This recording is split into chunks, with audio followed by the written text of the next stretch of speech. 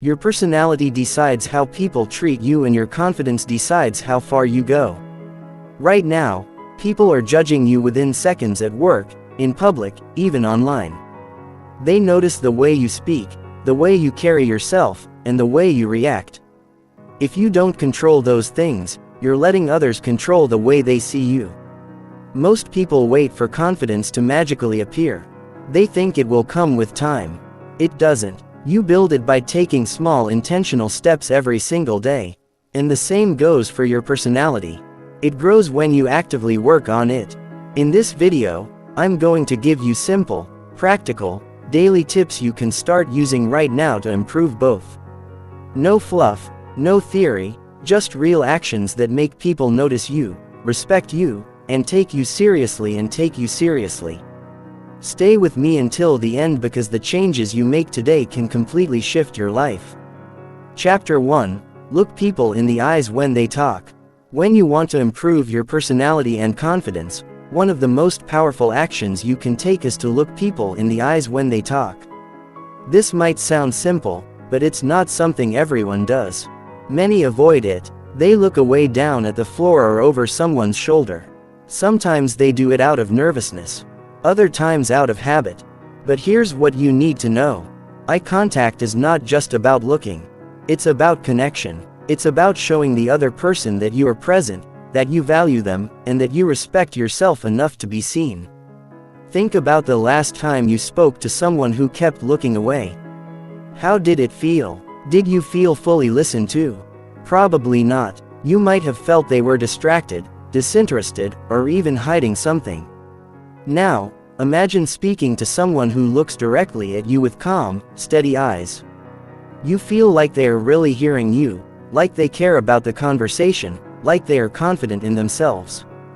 That's the difference. This is why mastering eye contact changes how people see you and how you see yourself. When you look someone in the eyes, you send a message without saying a word. You say, "I'm here. I'm listening. I'm confident in who I am." And when you make this a habit, it begins to change how you carry yourself in every interaction. You become more comfortable in your own skin because you are no longer avoiding human connection. You are embracing it. Now, you might think, "But Jim, what if I feel nervous when I look people in the eye?"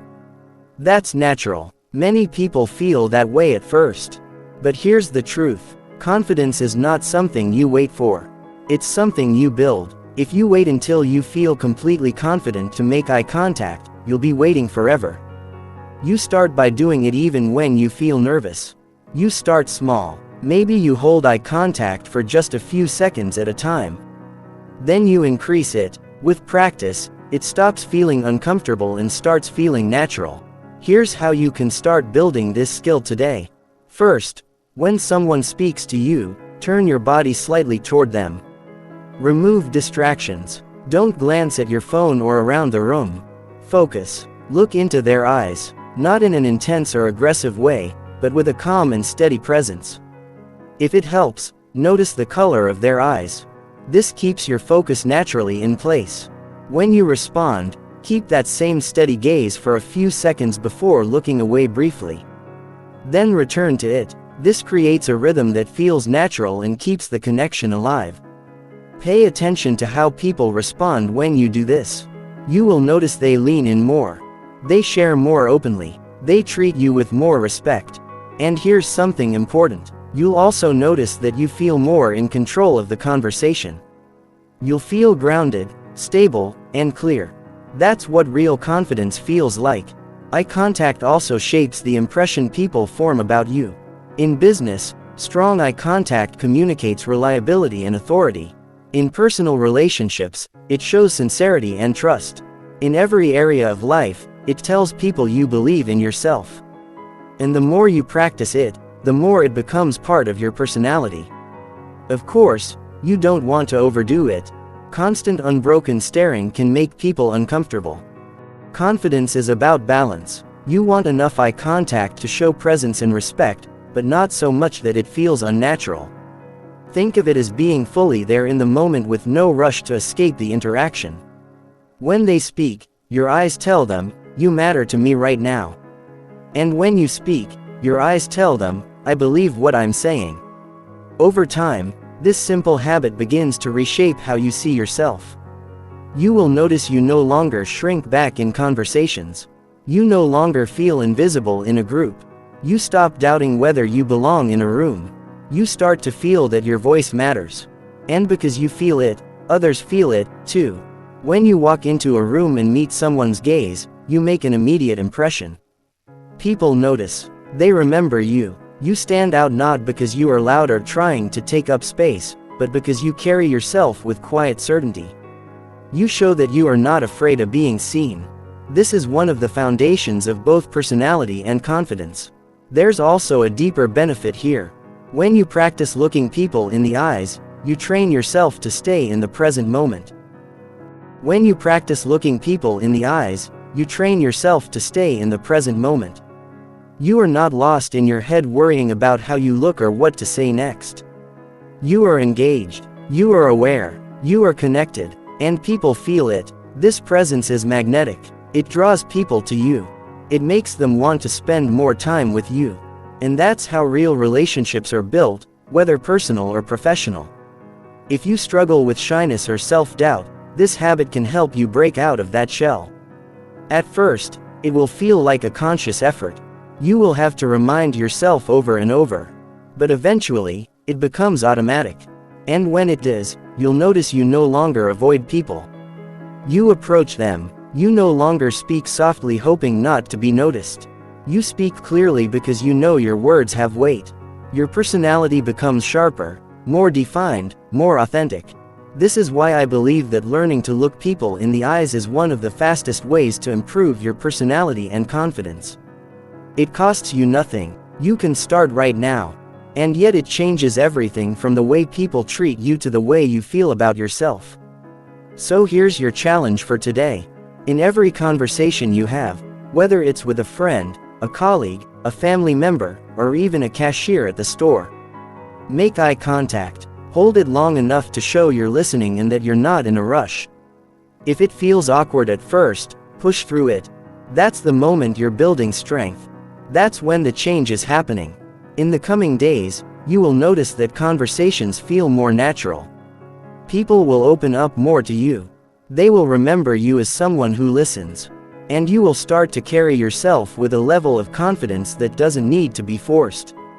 It will come from knowing that you can face people fully without fear. Improving your personality and confidence is not about pretending to be someone you're not.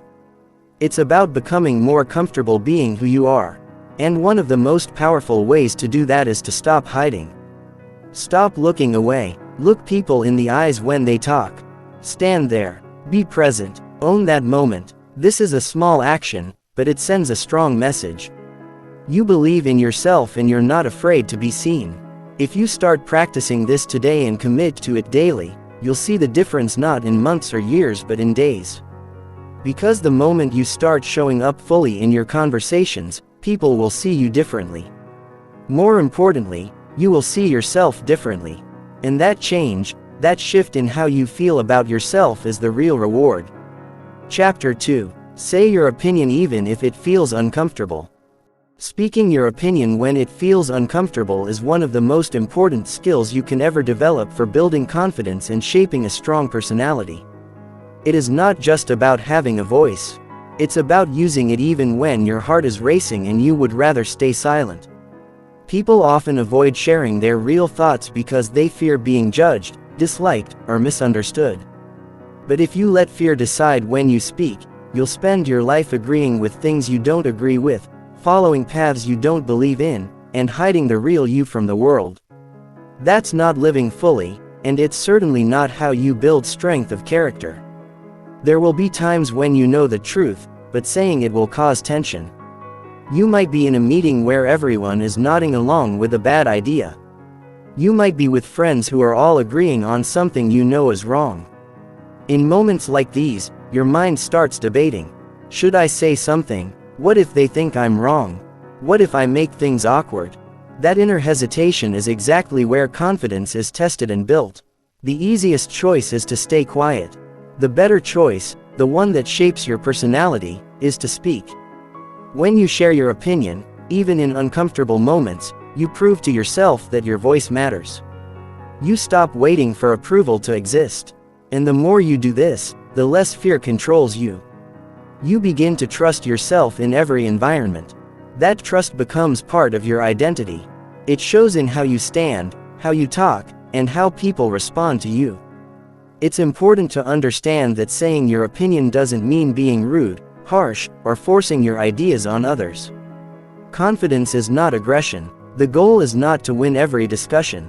It's to express yourself honestly while respecting others. That balance is what earns respect. People may not agree with you, but they will remember you as someone who stands by their beliefs. And over time, that is far more valuable than being known as someone who always agrees just to keep the peace. The fear of speaking up usually comes from a few places. Sometimes it's a fear of rejection, worrying that if someone disagrees, it means they dislike you.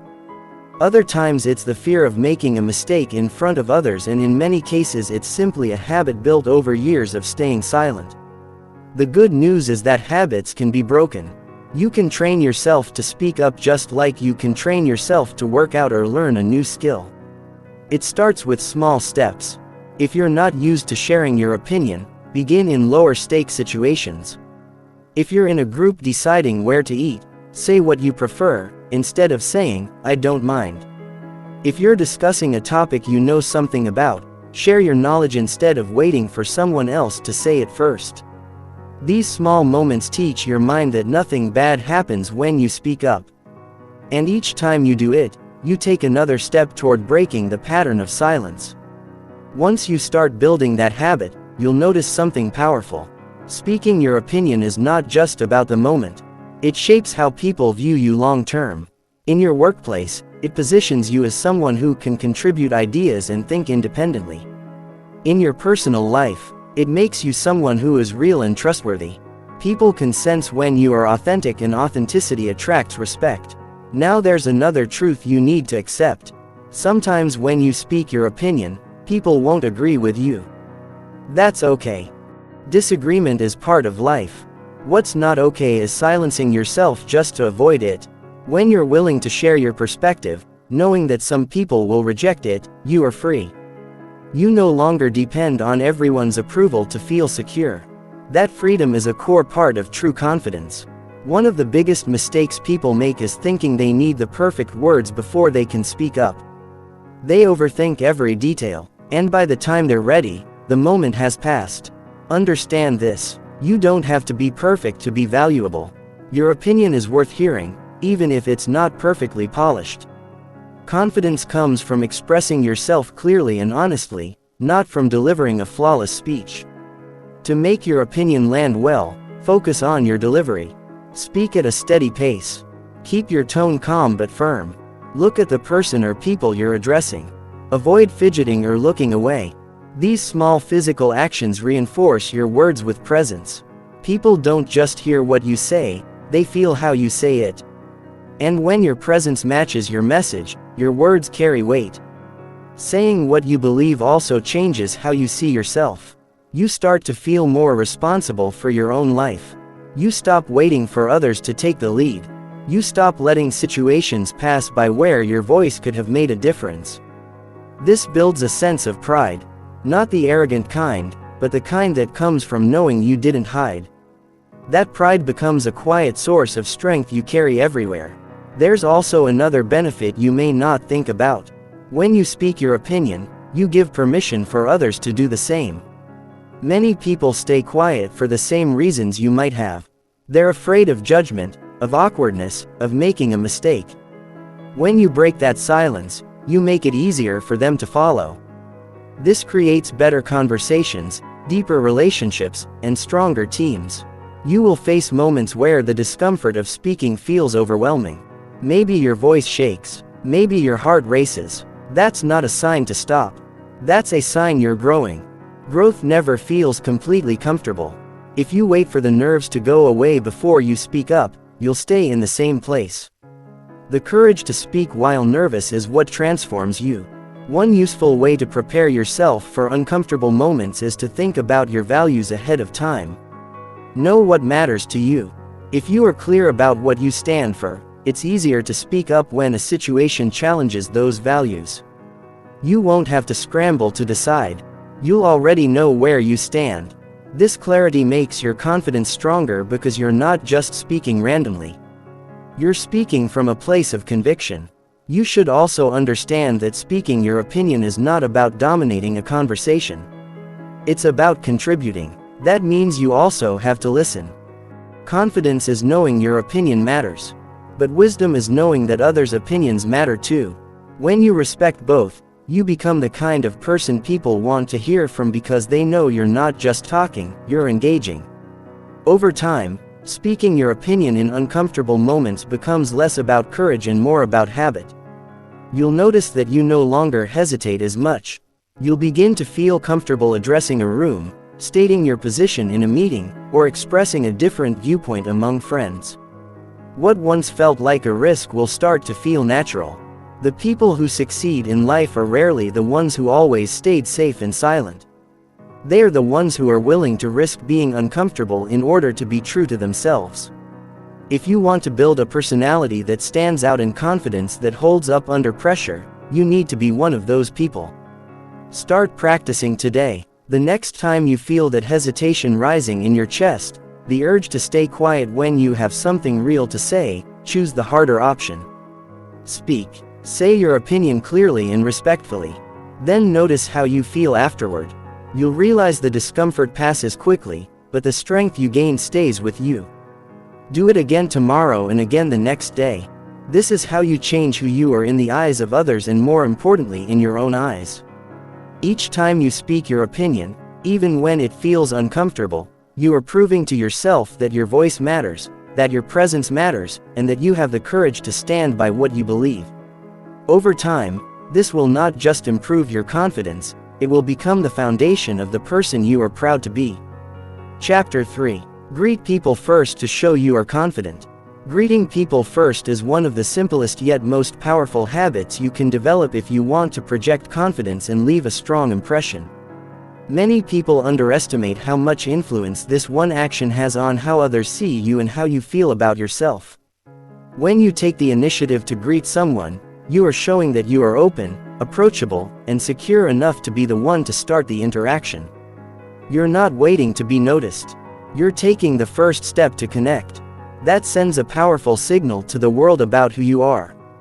Most people wait for others to make the first move.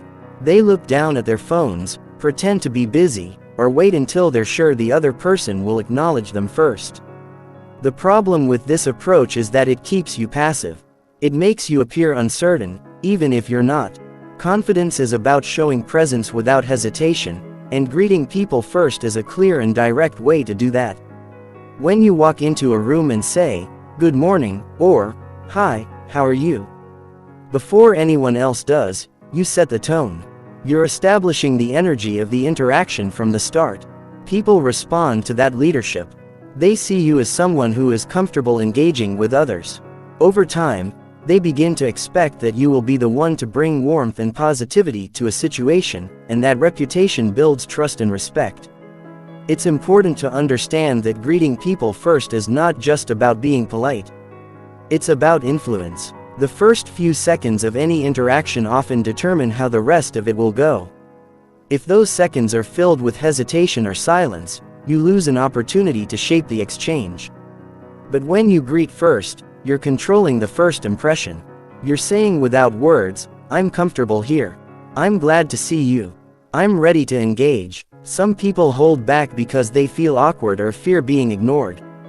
They worry that if they greet someone and don't get the same enthusiasm in return, it will be embarrassing. But that thinking comes from focusing too much on other people's reactions instead of focusing on the action itself. Confidence isn't about guaranteeing a certain outcome. It's about acting from your own strength, regardless of how others respond. Even if someone barely acknowledges you, you've still sent the signal to yourself that you are capable of initiating. That self-message matters more than their reply. Greeting first also changes the way you carry yourself in daily life. You walk into spaces with more awareness.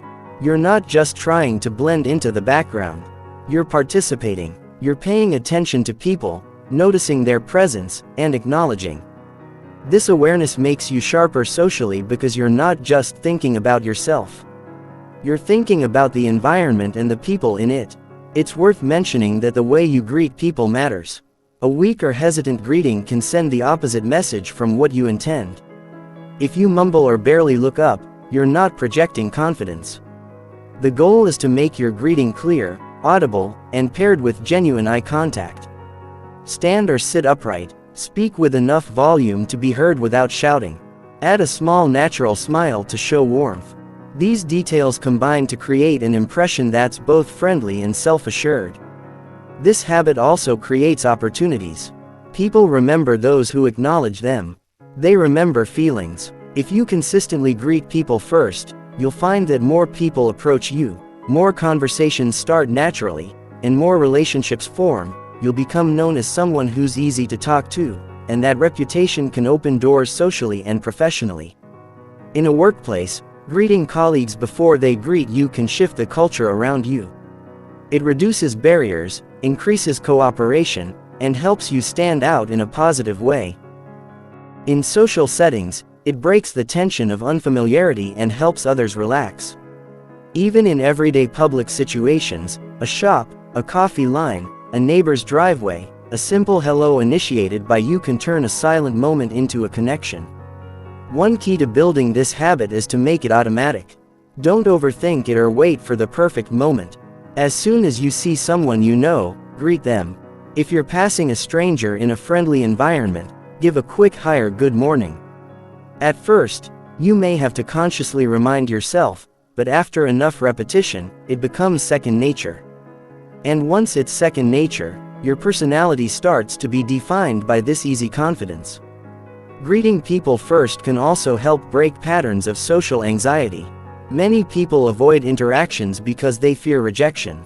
They think if I don't initiate, I can't be turned down. But that fear keeps them from building the social skills that would actually make rejection less likely.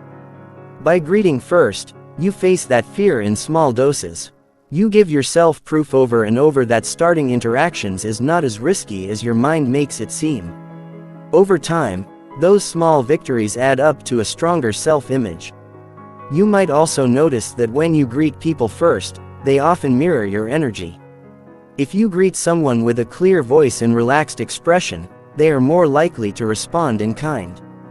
This makes interactions smoother and more enjoyable.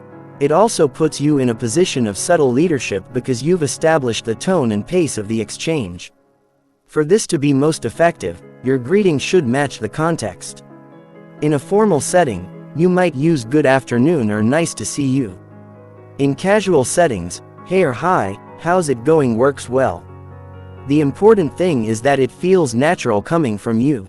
If you force a greeting that doesn't fit your personality or the situation, it will sound insincere.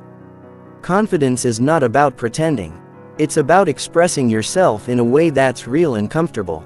One thing to remember is that greeting first doesn't mean you have to be overly talkative or force conversation. It's about opening the door, not pushing people through it. Sometimes a simple greeting is enough to make a person feel acknowledged. Other times it might lead to a longer exchange. You let it develop naturally. The win is in the act of initiating, not in controlling where the conversation goes. Over time, you will start to see the ripple effect of this habit. People will greet you back more quickly. You'll find it easier to strike up conversation. You'll notice you feel more relaxed in group situations because you know you can handle those first few seconds with ease. And because you're comfortable taking the lead in those moments, your overall presence will feel stronger and more grounded. When you greet people first, you're also training yourself to be more outward focused. Instead of being caught up in your own thoughts or insecurities, you're paying attention to others. This shift in focus often reduces self-consciousness because you're no longer trapped in your own head. You're engaged with the world around you, and engagement naturally builds confidence. It's worth practicing this even with people you see every day. Don't assume familiarity replaces the need for a greet. Starting the day by greeting your coworkers, family members, or friends sets a positive tone. It shows consistency in your character. People begin to associate you with positive interactions. And that association strengthens relationships over time. There is also a subtle but important internal effect. When you take the initiative to greet someone, you're making a small but intentional choice to act instead of react. This choice reinforces the mindset that you can take control of situations instead of waiting for them to happen to you. That proactive mindset, repeated over and over in small ways, builds a foundation for handling larger challenges with confidence. Greeting people first might seem like a small detail, but it's often the small details that shape how others experience you. Every time you choose to be the one to start the interaction, you are reinforcing the idea that you are comfortable, capable, and confident. And with each repetition, that idea becomes more true. Not just in how others see you, but in how you see yourself. If you want to start building this habit right now, pay attention in your next few interactions. Look for the moment before someone else greets you and step in first. Notice how it feels to take that initiative. At first, it may feel like a conscious effort, but soon it will become part of who you are. And once it's part of who you are, you won't even think about it. It will simply be how you show up in the world. By choosing to greet people first, you're not just being polite. You're shaping your identity as someone who is present, approachable, and unafraid to take the lead. That's the kind of confidence people notice without you having to announce it. It's visible in your actions, in the way you carry yourself, and in the way you make others feel. And when you consistently put that out into the world starts responding to you in a way that confirms exactly what you've been building: a strong, confident, and authentic personality. Chapter 4. Control your tone so people respect your words. The way you speak can decide whether people truly listen to you or simply hear your words without valuing them. It's not just what you say, it's how you say it. Your tone carries more weight than you might realize. It can make your message sound strong and reliable, or it can weaken it before your words are even understood. When you control your tone, you show self-control. You show that you are intentional about your message and that you respect both yourself and the people you are speaking to. This is what earns you respect in return. People often focus on choosing the right words, but tone is what gives those words their real meaning. Two people can say the same sentence, but the one with a steady, confident tone will always be taken more seriously. The other, if their tone is shaky, rushed, or too sharp, will struggle to get the same impact, no matter how smart or accurate their words are. That's why developing the ability to control your tone is essential if you want to be someone whose words carry influence. Controlling your tone starts with awareness. Many people don't even realize how they sound when they speak. They may think they are speaking calmly, but others hear tension or impatience. Or they may feel passionate, but their tone comes across as aggressive. The first step is to pay attention. Notice how your voice changes when you're under stress, when you're excited, or when you're frustrated. You can even record yourself in conversation to hear what others hear. This can be uncomfortable, but it's one of the fastest ways to recognize what needs adjusting. Once you become aware, the next step is to manage your breathing. A rushed or uneven breath often leads to a rushed tone. People who speak too fast can sound nervous or unsure even when they are confident in their thoughts. Slowing down your breathing naturally slows down your speech, giving your voice a calmer and more grounded quality. When your voice sounds steady, people are more likely to believe that you are steady. Volume also matters. Speaking too softly can make it seem like you lack conviction, while speaking too loudly can make you appear overbearing. The goal is a balanced volume that matches the setting. In a quiet room, you don't need to raise your voice much.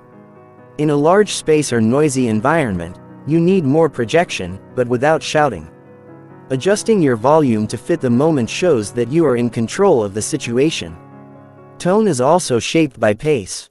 A rushed pace can overwhelm listeners, while a slow, deliberate pace gives people time to absorb your message. It also signals that you are confident enough to let your words stand without racing to the end. People who rush often sound like they're trying to get the hard part over with. People who pace themselves show that they are comfortable being heard. The emotional quality of your tone can make the difference between building trust and creating resistance. If you speak in a tone that is calm yet firm, you encourage open conversation. If you speak in a tone that is sharp, sarcastic, or impatient, you create defensiveness even if your words are reasonable. The best communicators choose a tone that matches their intent. If your goal is to persuade, your tone should be invite. If your goal is to set a boundary, your tone should be clear and unwavering but not hostile. One of the challenges in controlling your tone is keeping it consistent when emotions run high. Anger, frustration, and even excitement can push your voice to extreme. But in those moments, the person who keeps a controlled tone has the real advantage. When everyone else is raising their voice, the one who stays steady commands attention. This kind of control doesn't come from pretending you don't feel emotions. It comes from training yourself to respond instead of react. A useful habit is to pause before speaking in emotionally charged situations. That small pause allows you to choose your tone before your words leave your mouth. It may only take 2 or 3 seconds, but it can be the difference between saying something in a way that gets heard and saying it in a way that gets dismissed. In professional settings, this pause can keep you from sounding defensive. In personal situations, it can prevent arguments from escalating unnecessarily. Your tone also influences how people remember you after a conversation. If your tone is respectful and balanced, people will associate you with maturity and reliability. If your tone is often sharp or dismissive, they may avoid speaking to you unless they have to. The way you make people feel while you speak lasts longer than the specific words you used. Another way to improve your tone is to watch people who speak well.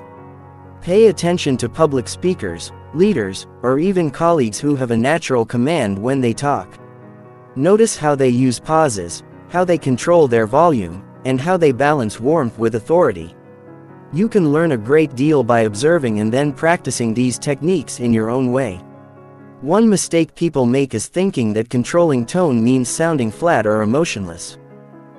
That's not the goal. You want to keep your natural expressiveness, but you want it to be intention. A completely flat tone can make you sound disinterested, while uncontrolled highs and lows can make you sound unstable. The middle ground is where confidence lives.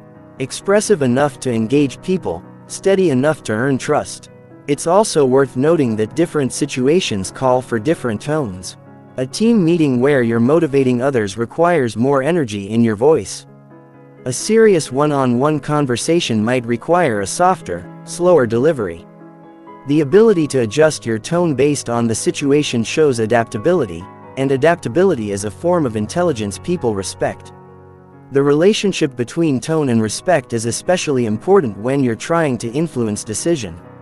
Even the best ideas can be ignored if the tone used to deliver them is careless or dismissive. On the other hand, a well-controlled tone can make a modest idea seem more credible. People are more open to listening when they feel respected, and your tone is the first signal of that respect.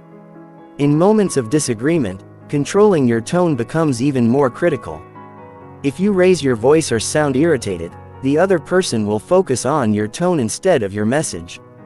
But if you stay calm and speak clearly, they have to engage with your actual point. This can be the deciding factor in whether a conversation ends in progress or in conflict. Developing control over your tone is not something you master in a day. It's built over time through repeated practice in both easy and difficult conversation. You can start right now by paying attention to your next few interactions. Notice how people respond to you. Are they leaning in and engaging, or do they seem closed off? If you see resistance, ask yourself whether it's your words or your tone that might be creating it. The more you practice, the more natural it becomes. Eventually, you won't have to consciously think about adjusting your tone. It will happen automatically. This gives you a huge advantage in every area of life because people will naturally respond to you with more openness and respect. You'll be able to speak your mind without unnecessary conflict. You'll be able to lead without forcing authority. A controlled tone also strengthens your inner confidence.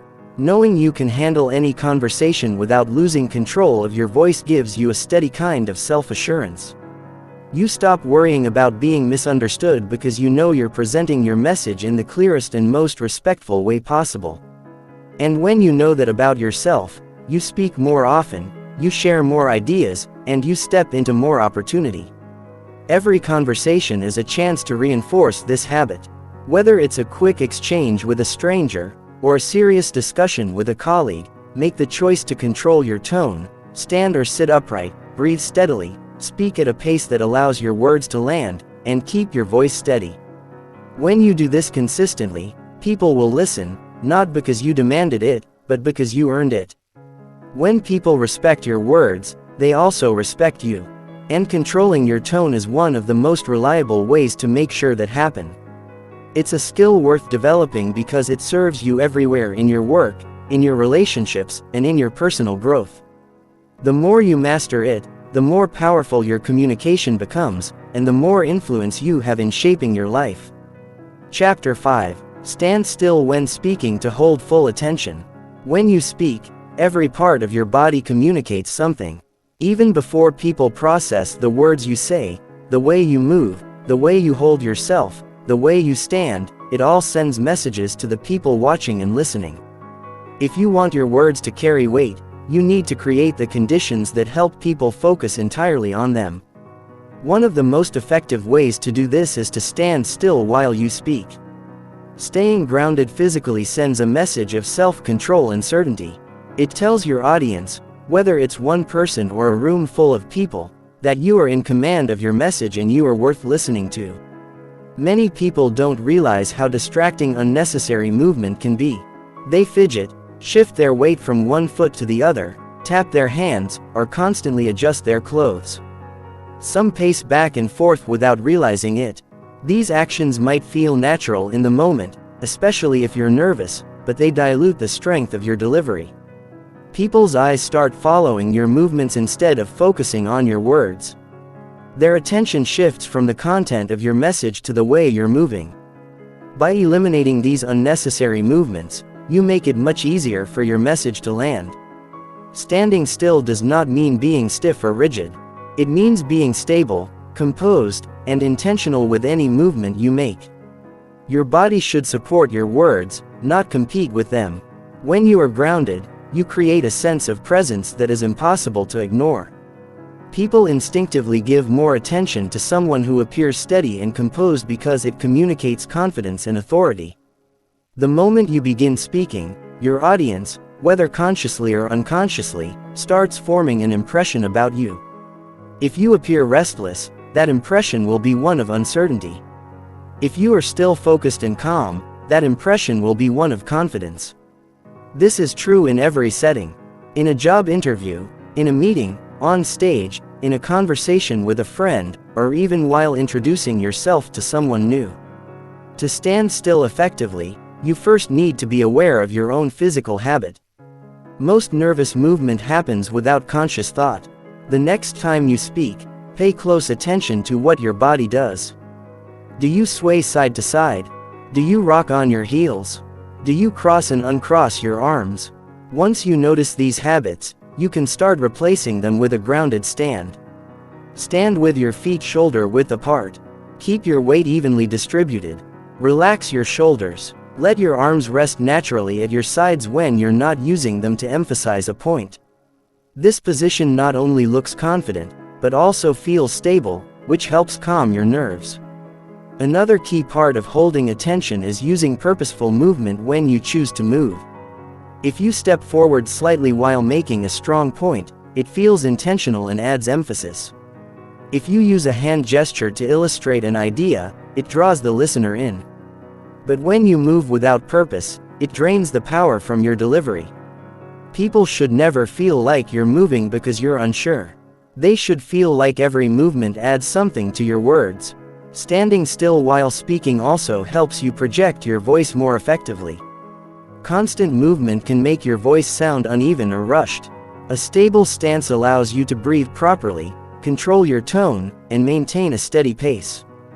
This makes your message sound more deliberate and clear. When your audience hears that steadiness in your voice and sees that steadiness in your posture, they naturally pay closer attention. There's a psychological element to this as well. Stillness in the speaker creates stillness in the listen. When you are composed, you give the audience a reason to focus entirely on you. People sense when someone is fully present in the moment.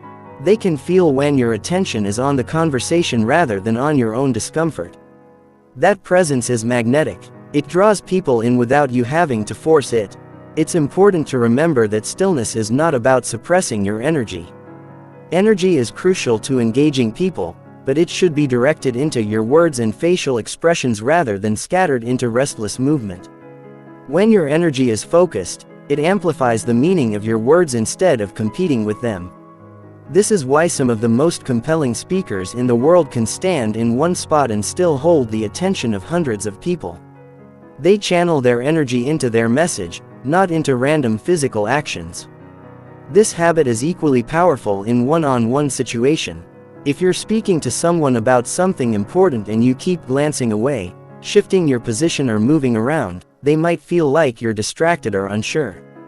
But if you stand or sit still, look at them directly, and deliver your thoughts with calm certainty, they will feel the importance of what you're saying. That kind of presence makes people trust you more. Building the habit of stillness while speaking requires practice, especially if you tend to move a lot when nervous. You can start by practicing in low-pressure situations. When you're talking to a friend, focus on keeping your feet planted and your movements minimal. When you're explaining something at work, be aware of how you're standing. Over time, this awareness becomes natural and your body automatically takes on a more grounded posture. When you begin speaking, stillness also helps you control the pace of the conversation. Movement can often speed you up without you realizing it, making your words feel rushed. When you are still, you have more control over the timing of your delivery. You can pause to let important points sink in, and those pauses will feel deliberate rather than awkward. This makes your communication more powerful because people have time to process what you're saying. In professional settings, this skill can set you apart. People who stand still when they speak often come across as more credible and trustworthy. They appear confident without being arrogant.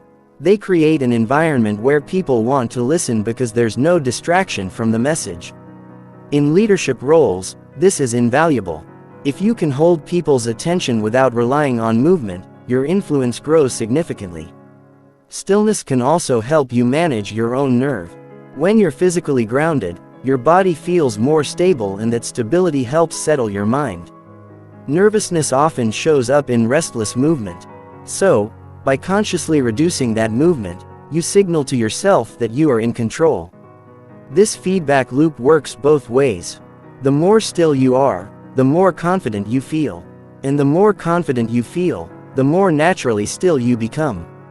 One common challenge people face is thinking they need to move to seem engaged. While movement can add energy, it should never replace the power of your words. If your message is clear, your tone is steady, and your posture is strong, you don't need constant motion to hold attention. In fact, unnecessary motion often takes away from your message rather than adding to it. Standing still doesn't mean you can't use gestures, but those gestures should have a purpose. A well-timed hand movement can emphasize a point. A small step forward can signal that something is important, but these actions should be deliberate, not automatic. When your movements are intentional, they enhance your communication rather than distract from it.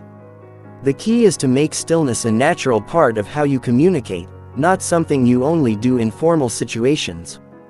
Practice it in everyday conversations until it becomes second nature. You'll find that people respond to you differently when you are still and focused. They'll listen longer, take your words more seriously, and remember what you said. When you stand still while speaking, you're sending a silent but powerful message. You are confident in what you're saying. You are in control of the conversation and you believe your words have value. People sense this immediately and they adjust their own attention accordingly. Over time, this habit becomes one of the strongest tools you have for commanding respect and influencing others. The more you use this skill, the more you'll see its impact. You'll notice people leaning in to hear you better. You'll notice that interruptions happen less often because people are more engaged. You'll notice that your words have more weight because your physical presence supports them. And once you've experienced this effect, you'll understand why stillness is such a powerful form of communication. In every interaction, you have a choice. You can scatter your presence with unnecessary movement, or you can anchor it with stillness. The first keeps attention divided. The second keeps it centered on you. If you want people to hear, understand, and respect what you say, choose stillness.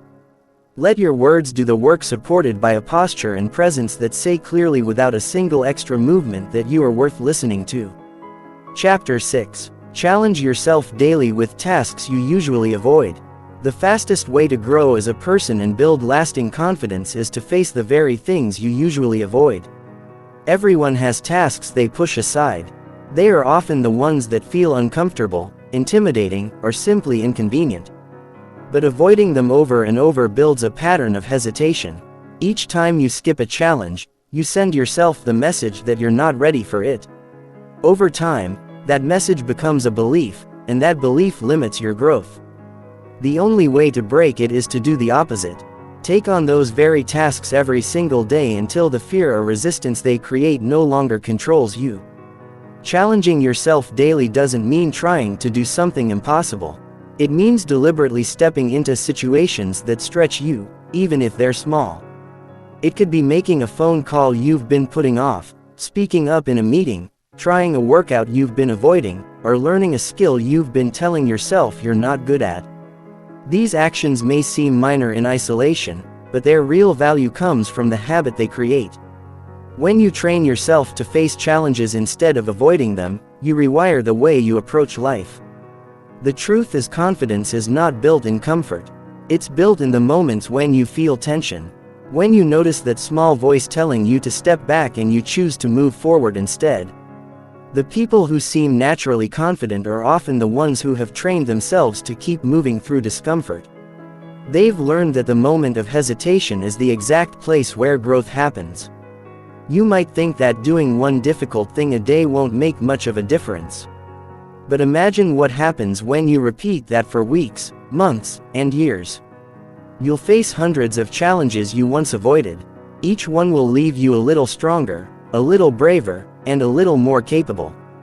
The person you become after a year of facing small daily challenges will feel completely different from the person who avoided them. One of the biggest benefits of this habit is that it changes your relationship with fear. Most people try to wait until they no longer feel afraid before they take action. But fear doesn't just vanish on its own. It fades when you prove to yourself that you can act despite it. The first time you face something you've been avoiding, you might feel nervous. The second time it feels easier. By the 10th time, you wonder why it ever bothered you at all. That transformation only happens through repetition. Another advantage is that tackling avoided tasks builds discipline. Discipline is doing what needs to be done even when you don't feel like it. Every time you push yourself to complete something you'd normally put off, you're strengthening that discipline, and the stronger it gets, the more reliable you become in all areas of life. You stop waiting for motivation to strike and start acting because it's the right thing to do. That reliability is a huge part of both personality and confidence. People trust those who consistently follow through. It's also important to understand that these challenges don't have to be public or dramatic. The most powerful ones are often private. No one else has to see you doing them. What matters is that you see yourself doing them. You're building self-respect, and self-respect is the foundation of confidence. You know you can depend on yourself, and that quiet certainty changes the way you move through the world. Some days the challenges will be small. Maybe you respond to an email you've been avoiding for a week. Other days they'll be bigger, like having a difficult conversation or applying for an opportunity that intimidates you. The size doesn't matter as much as the consistency.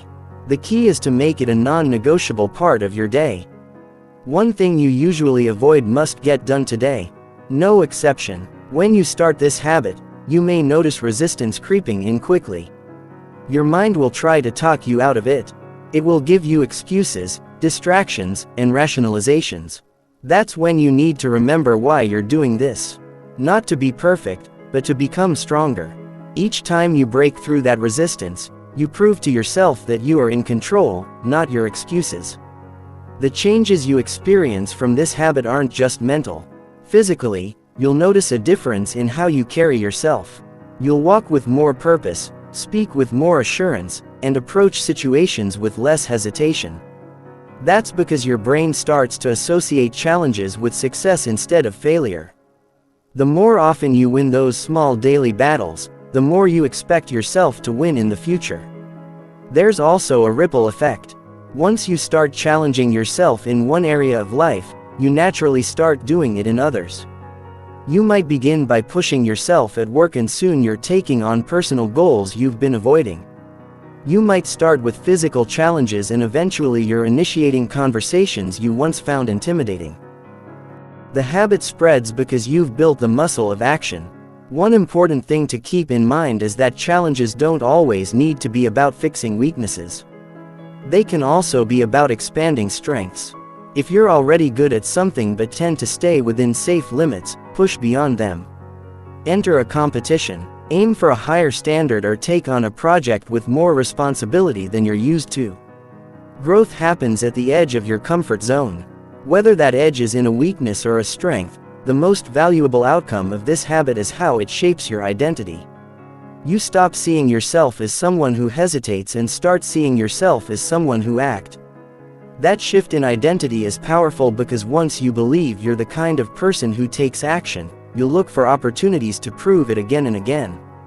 It becomes a cycle of action and growth that keeps building on itself. In relationships, this habit makes you more dependable and more interesting. People can sense when you're someone who faces life head-on. They feel more comfortable relying on you because they know you won't shy away from what's difficult. They're also drawn to you because you have stories, experiences, and insights that only come from pushing yourself into new situations. Professionally, the difference can be even more noticeable. The people who get promoted, trusted with important projects, or given leadership roles are rarely the ones who only do what's easy. They're the ones who consistently step up for the tasks others avoid. They show they can handle pressure and uncertainty, which are essential qualities for leadership.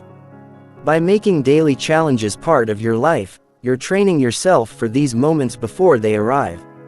It's worth remembering that you don't have to succeed at every challenge to benefit from it. The act of attempting something you'd normally avoid is valuable in itself. Even if you fail, you've broken the habit of avoid, and often the lessons you learn from failed attempts are the very things that prepare you to succeed the next time. This is not a short-term strategy. The real power of challenging yourself daily comes from making it a permanent part of how you live. Over time, the things that used to intimidate you will feel routine. That doesn't mean the habit stops working. It means you'll keep raising the bar. As you grow, you'll find new areas to challenge yourself in, ensuring that you never stagnate. The person who takes on daily challenges is not the same person who avoids them. The difference is visible in their confidence, their personality, and their results in life. One is reactive, letting fear decide what gets done. The other is proactive, deciding for themselves what needs to be done and doing it. The choice of which one you become is made in the small moments each day when you either face the task or turn away from. If you commit to facing one avoided task every single day, you'll be amazed at how quickly your life starts to feel different. You'll begin to notice a deeper sense of pride at the end of each day. Not because everything went perfectly, but because you showed up for yourself. That pride builds momentum, and momentum turns into transformation. Before long, you'll look back and realize that the things you once avoided without a second thought are now just part of your normal routine. That's when you'll know this habit has done its job. It has made you stronger, more capable, and more confident than you were before. And the best part is there will always be another challenge waiting for you tomorrow, ready to push you just a little further and help you grow into the person you're capable of becoming. Chapter 7. Speak slower to make your words more powerful. The speed at which you speak can determine whether your message has a real impact or fades into the background. When you speak too quickly, your words may come out before the listener has time to process them. They might catch your sentences but miss your meaning. They might hear you but not feel you. Speaking slower allows your words to breathe, gives the listener time to absorb your message, and shows that you have control over what you say. It communicates that you are not rushing to get it over with. You believe what you are saying is worth the listener's attention. Many people speak fast without realizing it. Sometimes it's because they're nervous. Other times, it's because they want to fit too many ideas into a short amount of time. In some cases, it's simply a habit formed over years. The problem is that when you speak too fast, you make it harder for others to connect with you. They may struggle to keep up or miss important details entirely. If you slow down, you give them the opportunity to engage with your message in a more meaningful way. Speaking slower is not about dragging out your sentences unnaturally. It's about finding a pace that feels deliberate and steady. It's about showing that you are in control of your delivery rather than letting nerves or excitement take over. When you slow your speech, you also gain more control over your tone, volume, and emphasis, which makes your words sound more confident and intentional. A slower pace also gives you room to choose your words carefully. Instead of rushing from one thought to the next, you have time to make sure what you say is clear and precise. This makes you sound more thoughtful and prepared. Listeners tend to respect someone who speaks with purpose rather than speed because it signals that you are confident enough to take your time. Another important effect of speaking slower is that it gives weight to your pauses. Pauses are powerful tools in communication. They allow your message to sink in, create anticipation, and draw attention to what comes next. If you rush through your sentences without pausing, you deny yourself this tool. But if you slow down and use pauses strategically, you can make key points stand out without needing to repeat them. Slowing your speech also reduces misunderstandings. When you speak quickly, words can blend together, making it harder for people to follow you. This is especially true in professional settings where clarity is crucial. A steady pace ensures that your message comes through exactly as you intend it. It also gives your audience space to react and respond, turning a monologue into a conversation. If you've ever listened to someone who speaks with calm, steady pacing, you've probably noticed how it changes the atmosphere of the interaction. People tend to relax. They feel that they can keep up and that their time is being respected. They also sense that the speaker is confident. Confidence is not about rushing to prove yourself. It's about delivering your message in a way that invites others to listen closely. Training yourself to speak slower starts with awareness. The next time you're in a conversation, pay attention to your pace. Notice if you tend to speed up when you're excited or when the topic is important to you. That's often when slowing down is most valuable because it ensures your most important points are the ones that land clearly. Breathing is another key factor. Many people who speak quickly take shallow breaths, which leads to rushed speech. Deep, steady breaths help you maintain a slower pace and keep your voice strong. Before starting to speak, take a calm breath and let your first few words set the tone for the rest of your sentence. This not only slows you down but also makes your delivery feel more composed. Slowing your speech also makes you appear more credible. People associate fast, nervous talking with uncertainty, while measured, steady talking is linked with authority and trustworthiness. When you sound like you've thought through your words, people naturally believe you've thought through your ideas as well. You might worry that speaking slower will make you sound boring or less engaging. The opposite is true when it's done right. If you combine a steady pace with natural emphasis, varied tone, and clear expression, you draw people in. You give them time to connect emotionally with your message instead of just processing the information mechanic. Speaking slower also helps you manage your own emotions during conversations.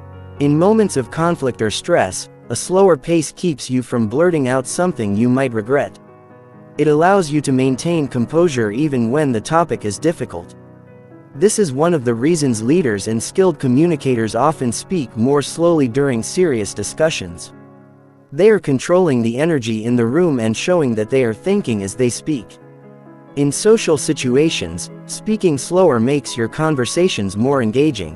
When you rush through your sentences, you may unintentionally cut off opportunities for others to respond. A slower pace creates space for others to contribute, which makes interactions feel more balanced and connected. It also gives you the chance to pick up on non-verbal cues from the listener, such as their facial expressions or body language, which can guide how you continue the conversation.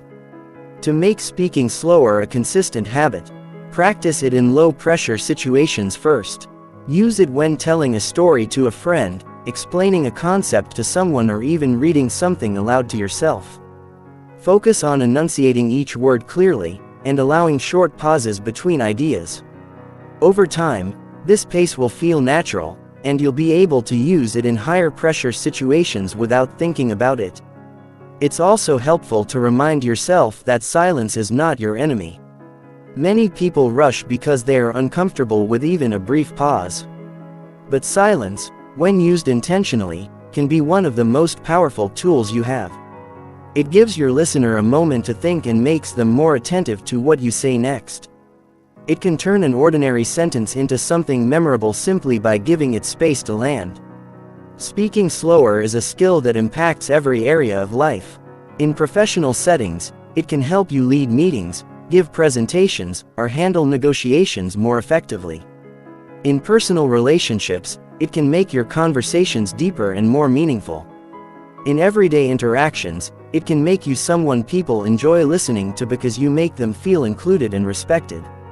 Over time, you'll notice that speaking slower changes how people respond to you. They'll interrupt less because they can follow you easily. They'll remember more of what you say because you've given them time to process it. They'll see you as more confident because your pace suggests that you're comfortable in the moment. And you'll feel that same confidence building within yourself because you're no longer racing through your own thoughts.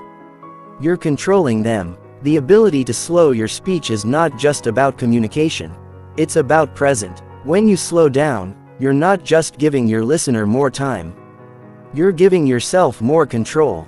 You're anchoring yourself in the moment, showing that you have nothing to prove by rush. That kind of presence is rare, and it's one of the qualities that make people want to listen to you again and again. If you commit to practicing this every day, you'll find that your words carry more meaning. Your ideas are taken more seriously and your presence feels stronger in any room you enter. Speaking slower is not about changing who you are. It's about refining how you express yourself so that the power of your message is never lost in the speed of your delivery. It's a small change with an extraordinary impact. And once you see how it transforms your interactions, you'll never go back to rushing through your words again. Chapter 8. Ask thoughtful questions to make conversations more meaningful. The quality of your conversations often comes down to the quality of the questions you ask. Most people spend more time thinking about what they will say next than they do about what they could ask. But the right question can open up a conversation in a way that no clever statement can. It can make someone feel heard, understood, and valued. When you ask thoughtful questions, you invite the other person to share more than just surface details. You give them the space to express what truly matters to them. That is how ordinary exchanges turn into meaningful connections. A thoughtful question shows that you are paying attention. It proves that you are engaged with what the other person is saying rather than just waiting for your turn to speak. When you ask something specific based on what they have just shared, you demonstrate that you care about the detail. That makes the other person more likely to open up further because they feel safe knowing that you are genuinely interested. The mistake many people make is asking questions out of habit instead of intention. They rely on generic routine phrases like "How's it going?" "What's new?" These may be fine as a greeting, but they don't encourage deeper conversation. A thoughtful question digs a little deeper without feeling intrusive. It gives the other person a reason to think before they answer, and that thinking leads to a richer exchange. For example, if someone tells you they've started a new job, you could respond with, "That's great. What do you like most about it so far?"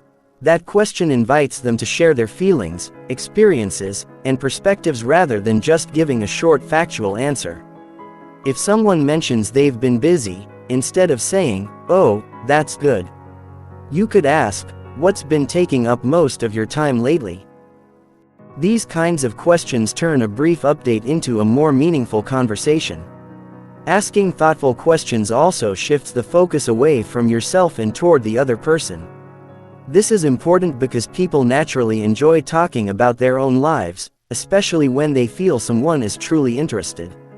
When you give someone that opportunity, they associate you with positive feelings. They remember that you made them feel valued, and this builds trust and rapport. The key is to balance curiosity with respect. Thoughtful questions are not about prying into personal matters or making someone feel exposed. They are about giving someone the chance to share more if they choose to pay attention to their comfort level and adjust your questions accordingly. If they seem hesitant, you can steer the conversation to a different topic or ask something lighter. Being able to read the other person is just as important as the question you choose. One of the best ways to practice asking thoughtful questions is to listen actively.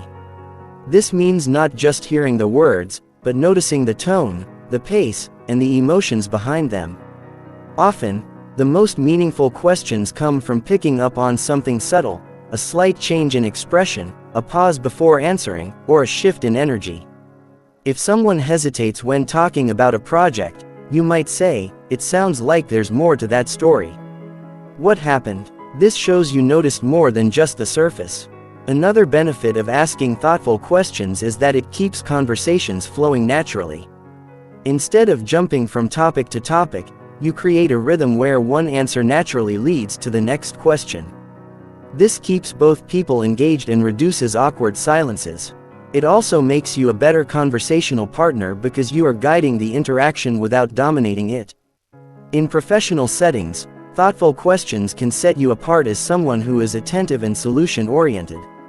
If a colleague shares a challenge, asking "What do you think would make that easier?" not only shows you care but also invites collaboration. In leadership roles, asking, "What do you need most from me right now?" can strengthen relationships and improve teamwork. People are more likely to respect and follow someone who takes the time to understand their perspective. In personal relationships, these kinds of questions deepen emotional connection. Asking your friend what's been the highlight of your week, or asking your partner what's something you've been wanting to talk about but haven't had the chance to, can open the door to more honest and heartfelt conversations. These moments of openness build bonds that last far beyond the conversation itself. Thoughtful questions also help you learn more about the world and the people in it. Every person you meet knows something you don't. They have experiences, insights, and stories you've never heard. By asking the right questions, you tap into that knowledge. You see the world through different perspectives, which not only makes you more informed, but also more understanding. It's worth noting that asking thoughtful questions requires patience. Sometimes people need time to think about their answer. If you jump in too quickly with your own thoughts, you may miss the deeper response they were about to give. Silence is not something to fear in conversation. It can be a sign that the other person is reflecting, and that reflection often leads to the most meaningful answers. To get better at asking these kinds of questions, you can prepare yourself with a mindset of curiosity before entering conversations. Instead of thinking "What should I talk about?" think "What can I learn about this person?" This shift changes the way you listen and respond. It keeps you from defaulting to predictable questions and encourages you to adapt based on the flow of the conversation. Body language also plays a role in making your questions effective. If you ask something thoughtful, but your eyes are elsewhere or your body is turned away, the question loses its impact. Look at the person, nod as they speak, and respond in a way that matches the tone of the conversation. This shows that your question is not just for the sake of talking. It's part of a genuine exchange. One of the most powerful outcomes of asking thoughtful questions is that it makes people more willing to ask you thoughtful questions in return. When you model genuine interest, others tend to mirror it. This creates a richer dialogue where both people feel equally invested in the interaction. Instead of shallow small talk, you both walk away feeling like you learned something about each other. This skill becomes even more valuable when dealing with people you don't know well. First impressions are often built on how someone feels during the first few minutes of meeting you. If you can make them feel seen and heard through the questions you asked, you instantly stand out. You show that you are not just passing time. You are truly engaging with them as a person. The more you practice this, the more natural it becomes. You won't have to think about what to ask next because your curiosity will guide you. You'll start to notice details others miss, and your questions will come from a place of genuine connection rather than from a script. This makes your conversations feel effortless and authentic. Over time, you will notice that people open up to you more easily. They will share details and thoughts they might not share with others. This is because they trust you to listen without judgment and to respond with understanding. That trust is a rare and valuable thing, and it is built one thoughtful question at a time. Asking thoughtful questions is not about trying to impress anyone. It's about building relationships that matter. It's about turning every conversation into an opportunity to connect, understand, and grow. When you approach interactions with this mindset, you not only make the conversation more meaningful for the other person, but also enrich your own life with new perspectives and deeper connection. If you make a habit of asking thoughtful questions every day, you will quickly see the difference in how people respond to you. They will remember the way you made them feel, the interest you showed, and the space you gave them to share. That memory will last far longer than any small talk ever could, and it will set you apart as someone who knows how to make conversations truly meaningful. Chapter 9. Hold your ground when someone doubts your ability. When someone doubts your ability, you are faced with a moment that can either weaken you or strengthen you. The way you respond determines which it will be. Doubt from others can sting, especially when it comes from people you respect or from those whose opinions hold influence. But it's also an opportunity to show exactly what you're capable of, not just to them, but to yourself. Holding your ground is about staying firm in your belief in your own skills and refusing to let someone else's uncertainty define you. When a person questions your ability, they're often speaking from their own perspective, shaped by their own limits, experiences, or fears. That doesn't mean their judgment is accurate. Many times people underestimate others because they've already decided what's possible based on their own limitations. If you let their doubt dictate your actions, you are giving them power over your growth. If you hold your ground, you keep that power for yourself. The first part of holding your ground is not reacting out of anger or insecurity. It's natural to feel defensive, but defensiveness rarely convinces anyone. Instead, take a breath and remind yourself of your own track record. You've faced challenges before, learned skills, solved problems, and pushed through setbacks. The person doubting you might not know the full story of what you've overcome, but you do. That knowledge is what you stand on when you refuse to shrink in the face of doubt. Sometimes holding your ground means responding with calm confidence. If someone questions whether you can complete a task, you can acknowledge their concern without accepting their verdict. You might say, "I understand it. It might seem challenging, but I know I can handle it." And then prove it through your actions. You're not wasting energy trying to convince them with words alone. You're showing them through results. There will be situations where the doubt is not spoken directly but implied through someone's behavior.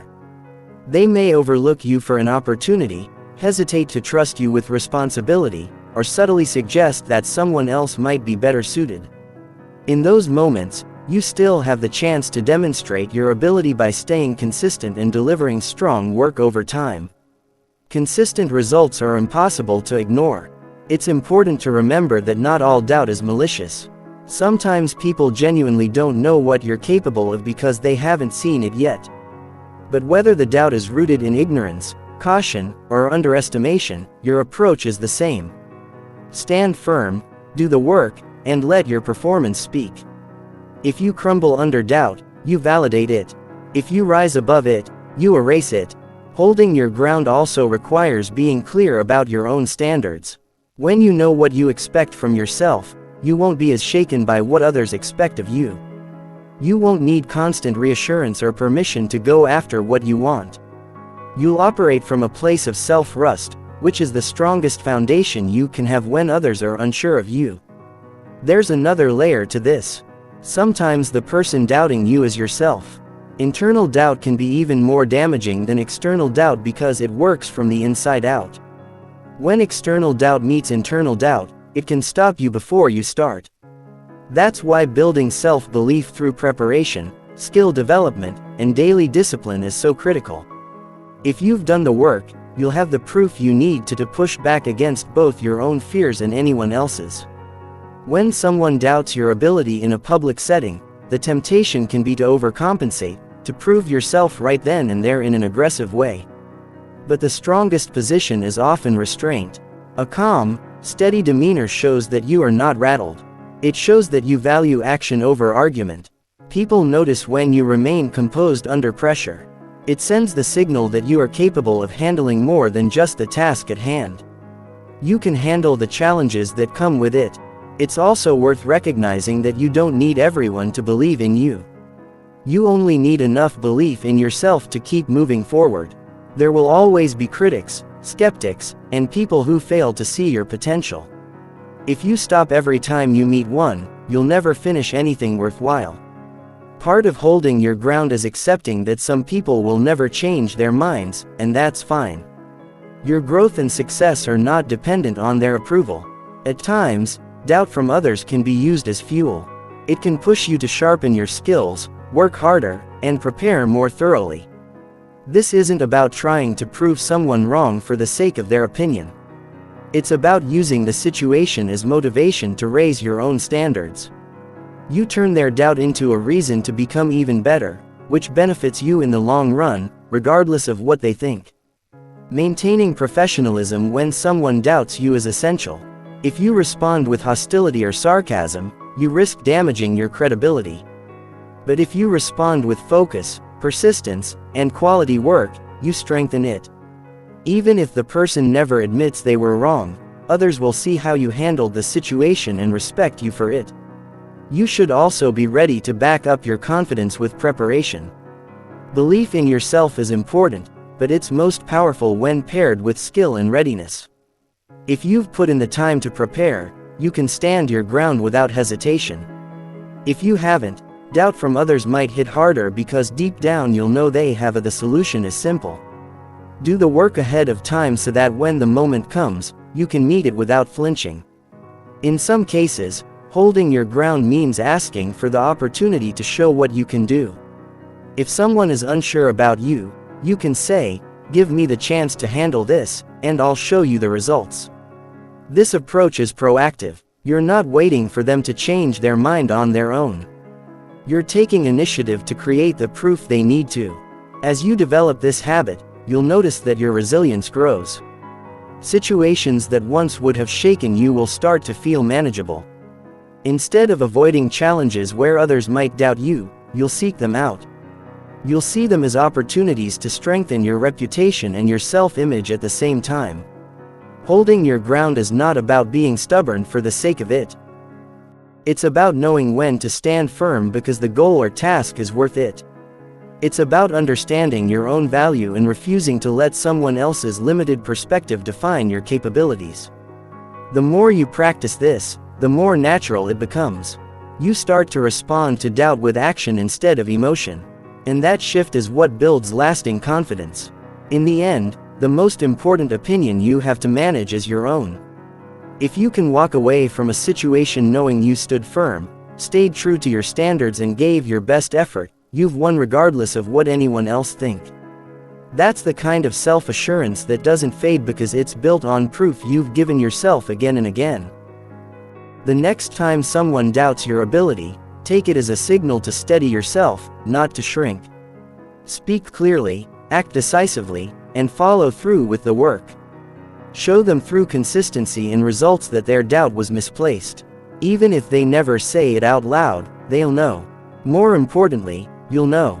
And once you've proven to yourself that you can hold your ground under doubt, you'll carry that strength into every challenge you face from that point forward. Chapter 10. Take the lead in situations where others hesitate.